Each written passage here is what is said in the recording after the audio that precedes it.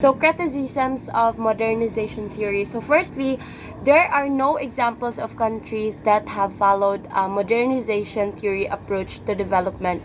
No countries have followed Rostow's 5 stages of growth in their entirety. Remember, modernization theory is a very old theory which was partly created with the intention of justifying the position of Western capitalist countries, and many of whom were colonial powers at the time, and discrediting communism. So this is why it is such a weak theory. And secondly is the modernization theory assumes that Western civilization is technically and morally superior to traditional societies, and it also implies that traditional values in the developing world have little value compared to those of the West. And many developed countries have huge inequalities, and the greater the level of other problems, the greater the degree of other problems, the high crime rates, suicide rates, poor health problems such as cancer and drug abuse.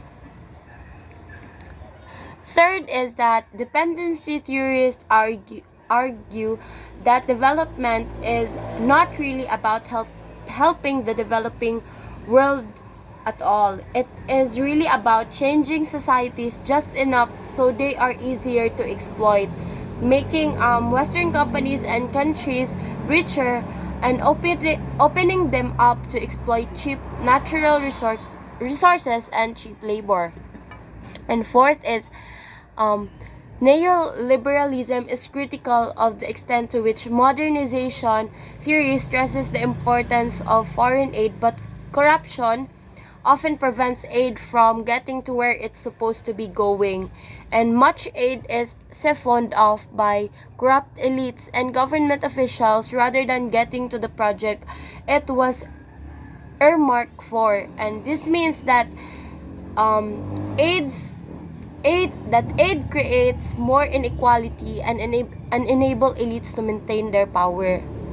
Fifth is that post-development thinkers argue that the model is flawed for assuming that countries need the help of outside forces.